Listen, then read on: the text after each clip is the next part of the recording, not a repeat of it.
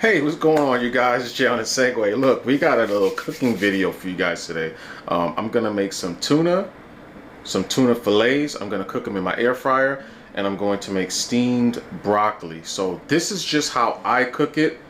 I just want to share it with you guys as a how-to video on how to make the tuna, because the tuna could be a little tricky to make. I don't know how I nailed it, but I nailed it on my first try. So I wanted to share that with you guys, show you how I did it, and you guys can look at the equipment I've used and some of the ingredients that I've used. You can always change the ingredients. If you guys have a different type of air fryer from what I have, you may need to adjust the times, the cook times. The temperature should be fine, whatever temperature you decide on, but the cook times may vary. It may, if you have a smaller one, it may cook a little faster, so you might have to shorten it by a couple of minutes. So without further ado, let's show you guys the tools and everything that I'm going to use to make this video.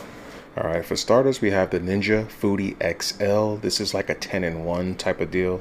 Comes with 2 trays and a whole bunch of other accessories, but this is the Ninja Foodie XL. As far as what we're going to use to actually make the food, I have this simple tray with some non-stick foil. I use the non-stick foil all the time. There's 4 different levels that you can put the racks on. There's like 4, 3, 2, and 1 is on the very bottom. We're going to use rack number 3. When I plug this thing in, you will see why. Because you can select how many racks you're going to use. It's either 3, 2, or 4. We got the blood orange olive oil. I've gotten this from a store called Mobert's in Topeka, Kansas. Shout out to those guys. They make all different flavors, but we got blood orange. This is what we're going to use to flavor up the broccoli and to season or to coat the tuna. Speaking of tuna, we have some of this wild caught ahi tuna. Okay, 2 big old nice fillets. You guys can see the total weight is 0.82 of a pound. One could be 40 ounce, the other could be 42. You know, one could be 38, the other one could be 44. We don't know, but this is the size fillets. You can probably get this at your local Walmart or grocery store. Now we have the broccoli. Now, I normally buy these fresh independent pieces that I hand pick, but I was like, you know what? Let me get this little bag right here. So these florets are already made. Otherwise, you'd have to cut them to this size. These guys are going to get steamed. The basket that these things are in, or this little big bowl, is what you're going to put the butter, and I'm going to use lemon pepper my wings. Shout out to Kinder's makes some very good seasonings, as well as sauces, by the way. But I'm going to use Kinder's, Land O'Lakes. I'm going to use a tablespoon. I'm going to put maybe like 3 tablespoons worth. This is something that you eyeball. I don't have a recipe on how many tablespoons of butter that I'm going to put in here, but after I put it in this bowl, I'm going to then put it in that microwave and slow heat it. What do I mean when I say slow heat? You see right here it says time cook. I usually hit time cook. I'll put it at like 6 minutes. Then you see where it says power level. I usually do 20%. Normally you don't see 20%, but the P is percent. How much percent of the power you want to use to warm up that butter. If you don't do this, the butter will splash everywhere unless you have one of these things that you can use to cover your butter bowl. But this recipe doesn't, this thing, the tuna and everything doesn't cook very fast. 20%, 6 minutes should be perfect. I usually do that last as far as the butter and the whatever seasoning. Like I said, I use lemon pepper when it comes to my vegetables, and usually most fishes I'll use lemon pepper. You don't have to use lemon pepper. You can use whatever seasoning you want to make this happen. While you're waiting to warm up the butter and seasoning, you're going to have a pot. You definitely want to have the cover, and you have a steam basket. This steam basket basically matches the energy of the bowl. It's going to sit in like this after you put the legs down. Okay, you're only going to fill this bowl up with about 1 inch of water. You're going to get about that much water in it. Put it in the pot, put the pot on the stove, get the water to boil. Once the water starts to boil, you put the broccoli in here, you put this inside, put that down, you take the lid, you cover it, and tell whatever platform, whether it's Google or Alexa, you tell them to set a timer for 10 minutes, and you turn the power down to about medium or like a low medium temperature, and let this, once Google finishes and then your alarm goes off, You'll take these guys out. Before this finishes, you want to take the butter and the seasoning in the bowl, have this warmed up so it's juicy. Then you take this blood orange oil and you pour it inside of here, right? Once this stuff is all melted, then you're going to have this broccoli that's going to be done steaming, and you pour it in here and you toss that salad. You toss it like a salad. Now let's get to the tuna.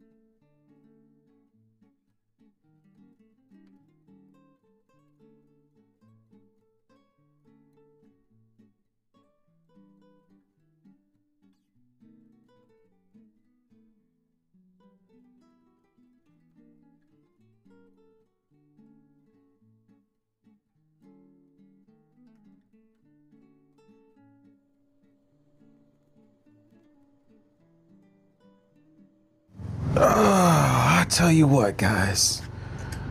We got the good old tuna steak, Jonasegway style. We got some broccoli in here, and we got the typical Jonasegway banana bread. If you guys want to see how to make that, you got to subscribe to the channel, man. That way, when I upload that video on how I make my banana bread, you guys can log on in. You guys can see how I do it. Let's see. All right, taste test, guys. Taste test.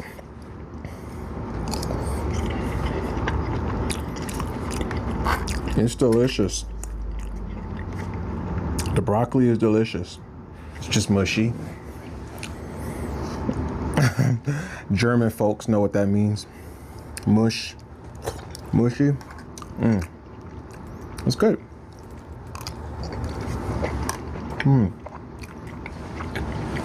That's good. I'm going to reiterate. The tuna, 400 degrees for 15 minutes. Cooks a little faster, and it cooks a little more thorough. Got that little bit of pink in there for the juiciness. Also, when you reheat the tuna, make sure you use that feature I showed you when I warmed up the butter. 30% power for 5 minutes. Do it slowly.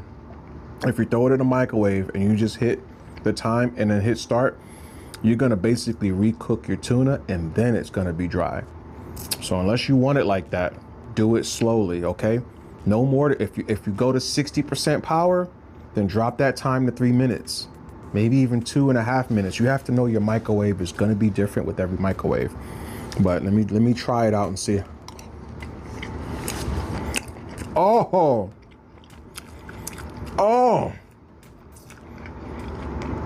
that's so good. That is so good. It's juicy in the middle. The outside has got that perfect crispy texture to it. It may not look like it, but it is. Now, That, hold on, let me get another bite of that. That is delicious.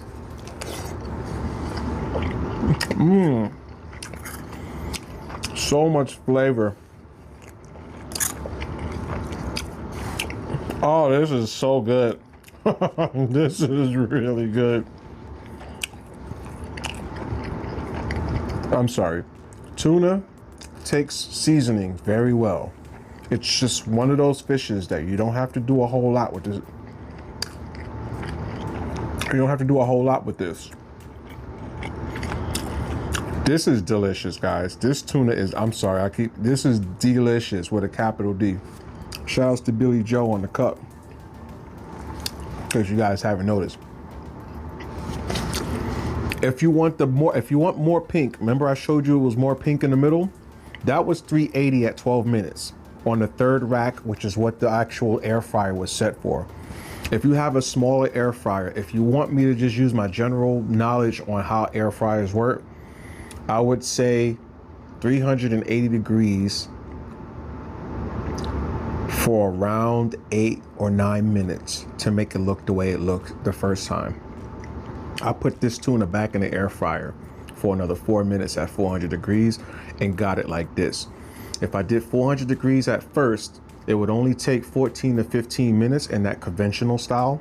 Okay, remind you, we have the I used the tray with the nonstick foil on the bottom. That adds a little bit of time to the cook time. And no, I do not flip my stuff. I don't even flip my wings. You guys will see that video. You got to subscribe to the channel though. I'll show you how I make my famous Jonasegway wings. Everybody that try my wings is like, damn, people who don't even mess with wings like that, try my wings and be like, they give you that like, there's somebody fart face. Facts. This is good. This tuna is delicious. So if you like to eat your tuna well done like I do, 400 degrees for 15 minutes. If you guys like them well done like I do and you have a smaller air fryer, 400 degrees for about, you have to adjust the times, 11 minutes, maybe 12. It just depends on your air fryer, how big exactly it is. You can always pick a small, like a few minutes less. If I say 15 minutes at 400 degrees and you have a smaller air fryer, and for the smaller one, I say 11 minutes, do 10 minutes at 400 degrees. 400 degrees because you want the exterior. Once you coat it with some oil, you want that exterior to be nice and crispy. That oil is gonna seal the pores of the fish, giving it that crispy exterior. That's why you do that. And then when you put the seasoning on, it allows the seasoning to stick to it. Now the what looked like pepper that you guys saw, that was actually raspberry salted pepper, but it was more of a pepper base. That's why it was dark. That's what I sprinkled over this tuna, and my gosh, I got it from Mobert's. Shout outs to Mobert's in Topeka, Kansas. I got it from that seasoning store. They have these little seasoning packets in these brown baggies, and like you guys can take a look at it. This is delicious, guys. This is perfect. It will still look like this if your reheating looks like what I told you guys. Use the lower power levels, 20 to 30%. You one fillet like this, 20-30% for like 5 minutes should reheat this perfectly. It'll be edible as soon as it's done reheating, and it's going to maintain its consistency as far as how well done it is right now. It won't get more well done than this because you warmed it up too slow. You basically like just reheated it. You didn't actually recook it, which is what you do when you use your microwave at full power.